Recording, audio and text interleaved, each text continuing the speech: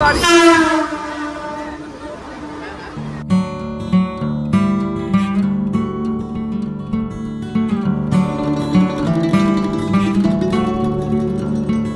Morning everyone.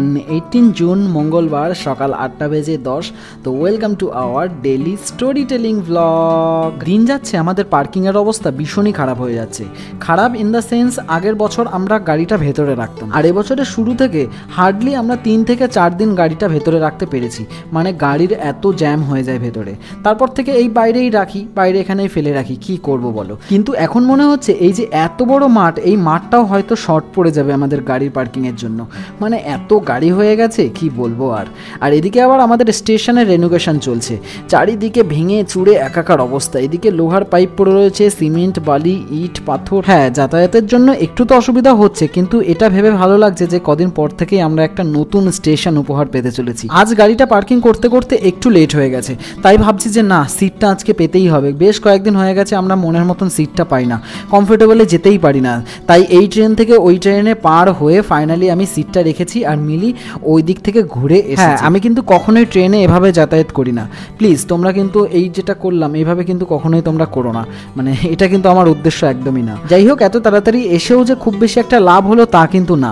Train already আধা ঘন্টা late. আমাদের ইন্ডিয়ান রেলওয়ে কিন্তু ওয়ার্ল্ডের ভেতরে ওয়ান অফ দ্য বেস্ট একটি রেলওয়ে সিস্টেম, কিন্তু টু বি অনেস্ট মানে একটা কথা বলতেই হয় যে এখন কিন্তু রেলের অবস্থা খুব বেশি একটা ভালো না। কারণ তোমরা কদিন আগেই শুনেছো যে জলপাইগুড়িতে কাঞ্চনজঙ্ঘা এক্সপ্রেস কিভাবে মানে ক্র্যাশ করেছে আর কি। তো এভাবে অ্যাক্সিডেন্ট কিন্তু প্রায় হতেই রয়েছে। কিছুদিন আগে উড়িষ্যা হলো। দিনের পর দিন কিন্তু আমাদের রেলের দুর্ঘটনা বেড়েই চলেছে। যে যুগে দাঁড়িয়ে আমরা বুলেট ট্রেন চালানোর স্বপ্ন দেখছি, সে যুগে এরকম অ্যাক্সিডেন্ট মেনে নেওয়া একদমই যায় না। দেখো, আমরা কিন্তু বাড়ি থেকে সারা বছর এভাবে ট্রেনে জার্নি করি, সুতরাং আমাদেরও কিন্তু ভয় লাগে।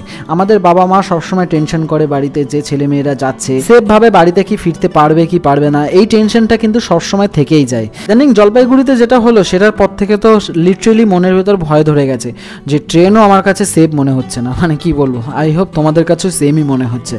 যাই হোক, গরম, ভীষণ গরম। এই গরমের ভেতরেও আমরা এখন জার্নি করছি। অলরেডি ট্রেন লেট, একবার এখানে দাঁড়াচ্ছে একবার ওখানে দাঁড়াচ্ছে। এরকম লেট হলে কিভাবে চলবে বলো। বিশেষ করে লোকাল ট্রেন, দেখো লোকাল ট্রেনে যারা জার্নি করে এই সকালে, তাদের সবার অফিস থাকে, একটা টাইম মাফিক তাদের ঢুকতে হয় অফিসের ভেতরে। অফিসে তো কৈফিয়ত দিতে হয় দেরি হলে বলো।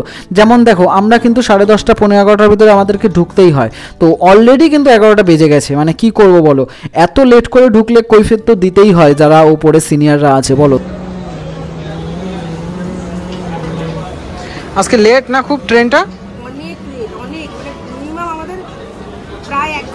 একটা ছোট্ট ইনফরমেশন তোমাদেরকে দিয়ে রাখি, আমরা যেহেতু ডেইলি ট্রেনে জার্নি করি, আমরা কিন্তু জানি কোন স্টেশনে টিসি থাকে, কোন ট্রেনের টিসি ওঠে, কটার সময় ওঠে, এটা কিন্তু আমরা মোটামুটি জানি। রিসেন্টলি রেলের ডিপার্টমেন্ট থেকে একটা অ্যানাউন্স করা হয়েছে যে রেলের টিসিরা যখন তখন যে কোনো স্টেশন থেকে কিন্তু উঠতে পারে। সো প্লিজ তোমরা যারা ট্রেনে উঠছো কাইন্ডলি টিকিটটা অবশ্যই কাটবে।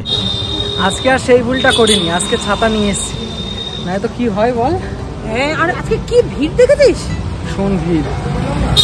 আগের দিন ছাতা না নিয়ে এসে যে কি ভুল করেছি, মোটামুটি আমরা মরেই যাচ্ছিলাম।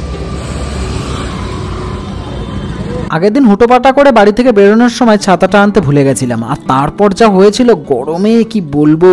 মানে এদিকে যা রোদ, এই রোদে ছাতা যদি আনতে ভুলে যাই বুঝতে পারছো কি হয়। তো সেটাই হয়েছিল। তো আজকেও সেম অবস্থা, বাড়ি ফেরার পথে ভীষণই শরীরটা খারাপ লাগছিল, ঘেমে তো জল হয়ে যায় না, কি আর করা যাবে, এভাবেই চলছে লাইফ। যাই হোক, এই স্টোরিটা কেমন লাগলো অবশ্যই কমেন্টে জানিও, আর খুব ভালো লাগলে অবশ্যই বন্ধুদের সাথে ভিডিওটা শেয়ার করে দিও।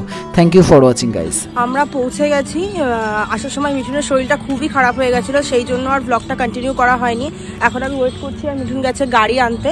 নেক্সট ব্লগ খুব তাড়াতাড়ি আসবে। Thank you for watching. আজকের মতো বাই।